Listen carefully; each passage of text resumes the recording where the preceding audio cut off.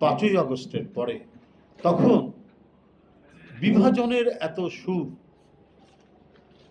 যে অমুক খারাপ আমরা ভালো, আপনি ভালো, সেটা খোঁজ করতে গিয়ে দেখা যাচ্ছে যে না, বালু মহলের সাথে বিএনপির লোক জড়িত যদি থাকে, জামাতের লোকও জড়িত আছে, সেটাও গণমাধ্যমে আসছে।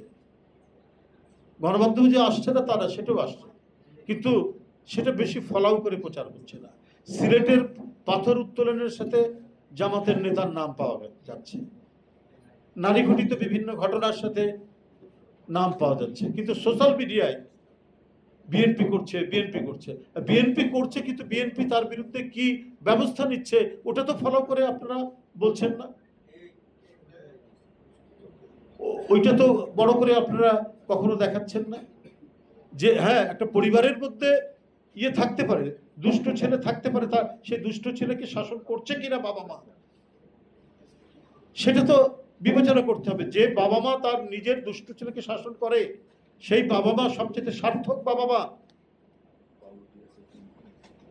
তো আপনারা সেইটা না তুলে খুব প্রথমে সরকারের একজন উপদেষ্টা শুরু করলেন, এখন সেই কোরাস এখন গাচ্ছেন একটি রাজনৈতিক দল। আমি গতকালকেও দেখলাম এই চাঁদাবাজি, বালু উত্তোলন, এই সেই, তো এখানে তো আপনাদেরও নাম পাওয়া যাচ্ছে।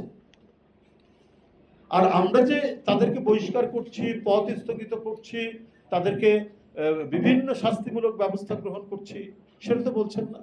আর সামারসেট মম, বিখ্যাত রাইটার, তার একটি লেখার মধ্যেও তো আমরা পড়েছি, সেটা সবাই আমাদের পাঠ্য ছিল, সে পড়েছেন নিশ্চয়ই, আপনারা জানেন যে every family has a black sheep, প্রতি পরিবারেই একটা না একটা ব্ল্যাক শিপ থাকে। তো যদি আমরা রাজনৈতিক দলগুলোকে যদি আমরা একটা পরিবার মনে করি, তো দুই একটা ব্ল্যাক শিপ থাকতে পারে না, কুলাঙ্গার থাকতে পারে না? তো সেই রাজনৈতিক দলটি বা ওই পরিবার যদি কুলাঙ্গারের বিরুদ্ধে ব্যবস্থা নেয়, তাহলে সেই পরিবারটাই তো সবচেয়ে ভদ্র পরিবার, যথার্থ পরিবার।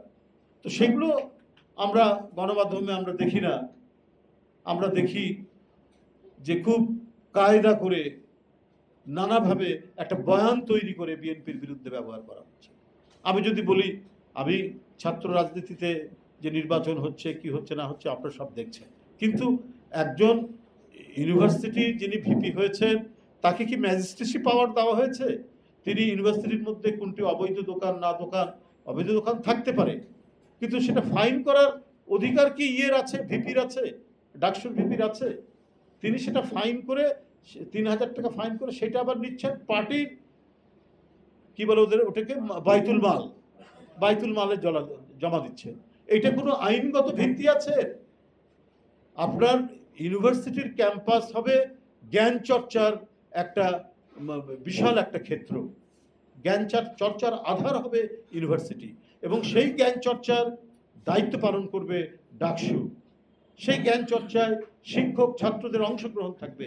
এইটা কতটুকু নিশ্চিত করা হচ্ছে সেটা না করে আপনি যে কি বলে দোকান বৈধ না অবৈধ তার কাছ থেকে ফাইন করছেন, তো এটা তো আমরা সোশ্যাল মিডিয়া বা কোনো জায়গায় দেখলাম, একটু দেখেছি, কিন্তু এটা নিয়ে তো কোনো ইয়ে দেখলাম না, আলোচনা দেখলাম না। আপনি কি করে, এটা কি ডাকসুর ভিপি, আমি তো রাকসুর ভিপি ছিলাম এটা ইউনিভার্সিটির, আমরা তখনও আমরা কোনো মানে বিশ্ববিদ্যালয়ের ভিতরে কে দোকানদারি করছে, কে মার্কেট করছে, এটা তো ইউনিভার্সিটির অথরিটি আছে, প্রশাসন আছে, তারা ইয়ে করতে পারে। সেখানে ছাত্রনেতা গিয়ে বলতে পারে যে এখানে ক্যাম্পাসের যে একটা শান্তিপূর্ণ সমাহিত পরিবেশ আছে, এটা বিঘ্নিত হচ্ছে, স্যার এটা আপনি দেখেন। আপনি গিয়ে ফাইন করে দিচ্ছেন, আর সেই ফাইনের টাকা যাচ্ছে জামাতের বাইতুল মালে। এটা এটা কোন ধরনের বিষয়? এটা বরাবরই আমরা দেখেছি যে এদের একটা কর্মকাণ্ড হচ্ছে স্টেট উইদিন দি স্টেট, রাষ্ট্রের মধ্যে রাষ্ট্র করা। আমরা সেই পরিবেশ আমরা দেখেছি। আবার বলে ইউনিভার্সিটির হলগুলোতে কি বলে যে খাট দিচ্ছে, লোহার খাট। তো ভাই এটা কি ইয়ের দায়িত্ব নাকি, কোনো রাজনৈতিক সংগঠন বা ডাকসুর দায়িত্ব? আপনি ছাত্রদের দাবি দেওয়া নিয়ে ভাইস চ্যান্সেলরের সাথে বার্গেনিং করবেন, আন্দোলন করবেন। এখানে কি বলে যে বাসস্থানের সমস্যা আছে, ছাত্রদের থাকার কোনো পর্যাপ্ত মানে ইয়ে নাই, খাট নাই, চৌকি নাই, এটার ব্যবস্থা ইয়ে করতে পারে কি না? এটা হচ্ছে পার্টির তরফ থেকে প্রশাসনকে কিছু লোহার খাট 100 না 150 দেওয়া হচ্ছে। এটা তো একটা অদ্ভুত ব্যাপার। এটা তো এই জিনিসটাই হচ্ছে যে স্টেটের যে একটা আইনগত ভিত্তি আছে, রাষ্ট্র যেভাবে গড়ে ওঠে, এটা তো রাষ্ট্রের বিরুদ্ধে একটা কাজ। যে আপনারা এটাকে এতিমখানা নাকি, যে আপনি সেখানে লোহার খাট দেবেন, আপনি সেখানে কি বলে যে খাওয়ার জন্য ডাইনিং টেবিল দেবেন। তো এই জিনিসগুলো কিন্তু খুব বাজে আলামত বলে আমাদের কাছে মনে হচ্ছে।